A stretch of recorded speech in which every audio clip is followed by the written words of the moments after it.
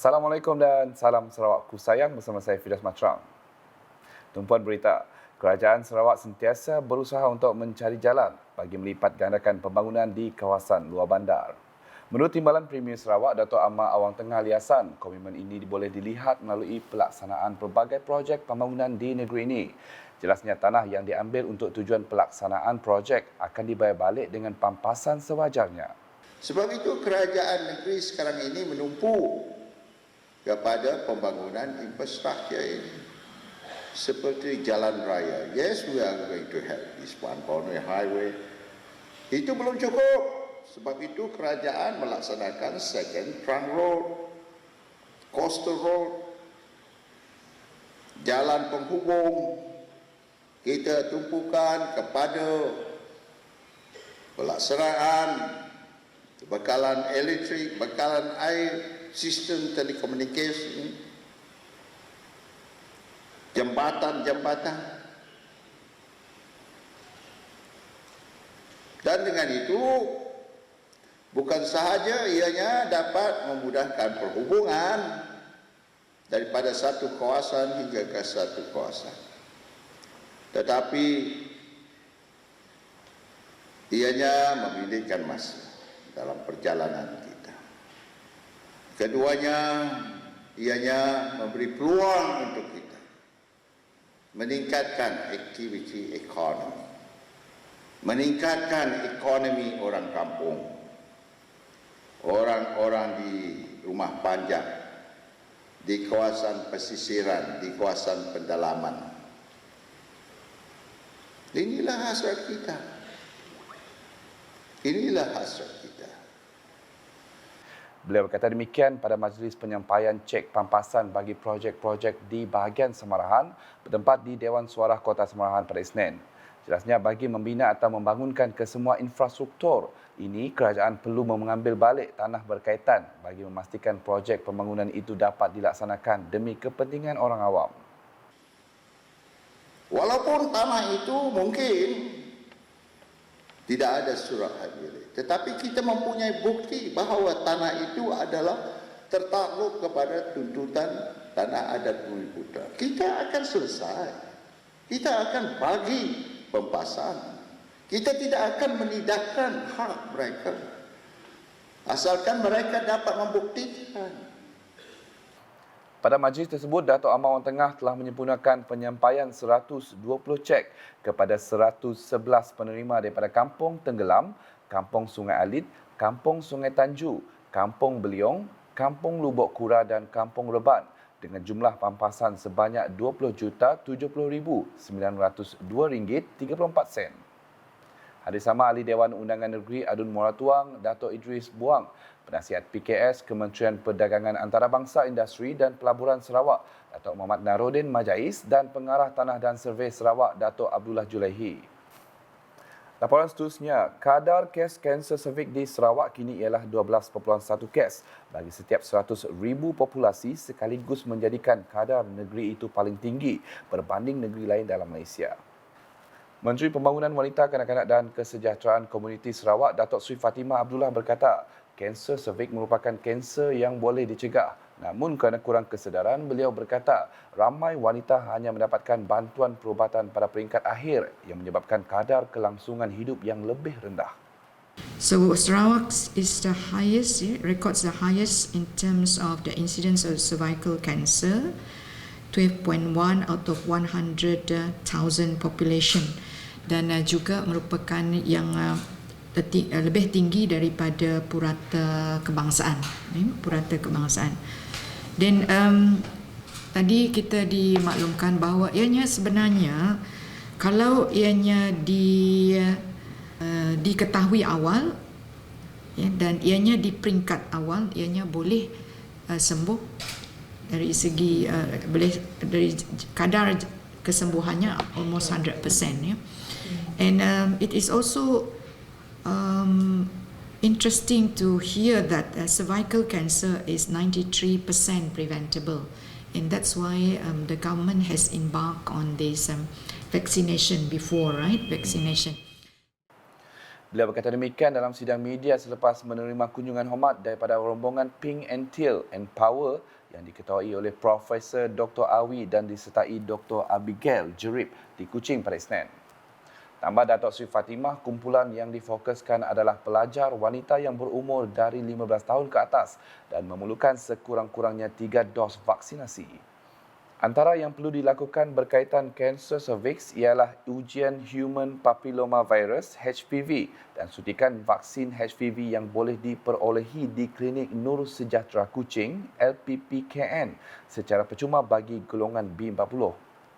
Dalam kunjungan hormat tersebut diadakan majlis pelancaran semula program Sarawak Urban and Rural Action for Cervical Cancer Prevention (SUARA), iaitu program kesedaran kanser cervix yang akan mengadakan satu acara larian pengumpulan dana Tutu Run and High Heel Dash pada 14 Mei ini di Cerdas Edge. Kepaparan berikut, Pertubuhan Belia Kebangsaan Bersatu Sarawak Sebekas Cawangan Berkenu merancang untuk menganjurkan cabaran sukan pantai Peliau pada skala lebih besar pada tahun depan untuk menarik ramai pelancong antarabangsa sekaligus mempromosikan pantai itu. Timbalan Menteri Pembangunan Wanita, Kanak-kanak dan Kesejahteraan Komuniti merangkap penasihat Sebekas Cawangan Berkenu Datuk Rozi Yunus berkata ia berikutan potensi acara sukan air itu untuk mempercepatkan pemulihan ekonomi masyarakat setempat selepas pandemik COVID-19. Katanya kawasan tersebut turut mempunyai pasar malam Peliau yang diadakan sebulan sekali bagi menarik minat pelancong datang ke pantai berkenaan. Beliau berkata demikian selepas merasmikan pelancaran cabaran sukan Pantai Peliau 2023 di sini pada Ahad. Pelbagai acara telah diadakan sepanjang 2 hari penganjuran cabaran sukan Pantai Peliau 2023 yang bermula sejak Sabtu. Antara yang dipertandingkan ialah lumba rakit buluh, perlumbaan bot pam kuasa, perlumbaan bot kayuh dan perlumbaan bot terowong. Manakala di Bintulu, Sarawak SSC State Taekwondo WTF Championship 2023 menjadi platform untuk mencukil bakat anak muda dalam sukan taekwondo. Menurut Timbalan Menteri Infrastruktur dan Pembangunan Pelabuhan Sarawak, Datuk Majang Regi, penganjuran kejohanan kali ini adalah untuk mencari atlet atau bakat baru untuk mewakili Sarawak di Sukan Malaysia SUKMA 2024 nanti. Dalam pada itu, beliau menjahirkan perasaan gembira atas sambutan memberangsangkan bukan sahaja dari segi penyertaan, malah juga orang awam yang hadir memberi sokongan. Saya percaya kehadiran tuan-tuan dan puan-puan dalam jumlah yang agak ramai juga saya lihat terdiri daripada kalangan orang dewasa dan juga golongan muda. Saya percaya anda semua berkumpul ke sini bukan sahaja disebabkan minat terhadap sukan seni bela diri, malah untuk memberi sokongan padu ke arah kita pembangunan sukan khususnya sukan taekwondo di daerah Bintulu. Beliau berkata demikian semasa berucap pada majlis perasmian penutupan Sarawak SSC State Taekwondo WTF Championship 2023 di Bintulu pada Ahad. Untuk rekod, kejuaraan itu diadakan bermula pada 10 hingga 12 Mac 2023 dengan jumlah penyertaan seramai 577 atlet dan 150 jurulatih serta urus setia. Johan dimenangi Zara Nur dari Kelab Taekwondo KTSDC dan tempat kedua disandang oleh Dini Amalia dari Kelab Taekwondo Smart.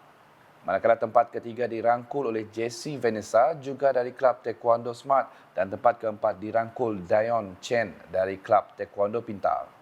Kesemua pemenang membawa pulang medal dan sijil penyertaan.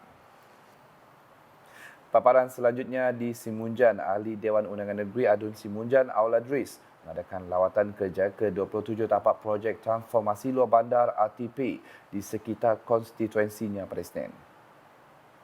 Beliau diiringi para pegawai dari Pejabat Residen Bahagian Semarahan, Pejabat Daerah Simunjan, Jabatan Kerja Raya JKR Bahagian Semarahan, Jabatan Pengairan dan Saliran DID Bahagian Semarahan dan Jabatan Tanah dan Survey GTS Bahagian Semarahan.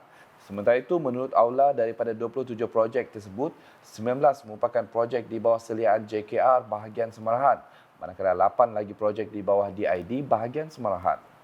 Antara kampung yang terlibat ialah Kampung Temiang, Kampung Batu Mumong, Kampung Sungai Lingkau, Kampung Melanjuk, Kampung Sekendu, Kampung Hijrah Lintang, Kampung Kelkar, Kampung Sageng, Kampung Nanas, Kampung Sungai Apin, Kampung Tanjung Harapan dan Kampung Tanjung Pisang.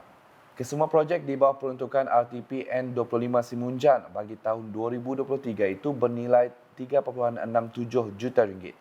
Dalam pada itu, Aula turut mengingatkan pihak kontraktor yang bakal terpilih agar dapat melaksanakan projek-projek tersebut dengan mematuhi spesifikasi yang telah ditetapkan. Berikut merupakan 27 projek RTP di Dun Simunjan bagi tahun 2023.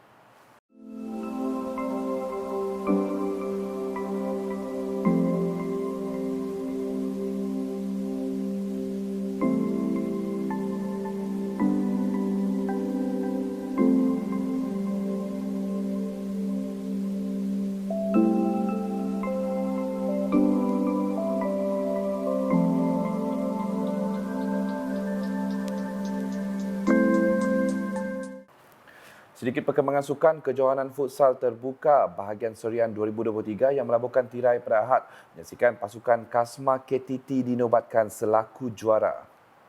Pasukan yang dibarisi ramai bekas pemain Sarawak menang 2-0 ke atas Jurong United dalam aksi final di Stadium Tertutup Serian. Kejayaan itu membolehkan pemain pasukan Kasma KTT membawa pulang wang tunai RM7,000 piala beserta pingat. Sementara itu, pasukan Jurong United berpuas menerima wang tunai RM3,000 termasuk piala dan pingat. Dalam pada itu, pasukan Dani FT dan SS Simon FT yang tewas di peringkat separuh akhir masing-masing menerima wang tunai RM1,000 termasuk piala dan pingat selaku pemenang tempat ketiga bersama. Majlis penyampaian hadiah telah dipunakan Timbalan Presiden Persatuan Bola Sepak Sarawak FAS, Abang Suhodi Abang Zaini, Setiausaha Cawangan N23 Bukit Semuja, Awang Redwan Awang Edi dan Presiden Persatuan Bola Sepak Bahagian Serian SFA, Philip Jabu. Kejohanan edisi pertama berlangsung selama 2 hari dari 11 hingga 12 Mac itu disertai 26 buah pasukan termasuk dari Kuala Lumpur. Sekian edisi tengah hari bersama saya Fidas Matrang. Berita lebih lanjut boleh dapati di semua platform media sosial Lukas. Masuk portal lukas.sarawak.gov.my dan Lukas. Channel YouTube #Menyebab Fakta Salam Lukas.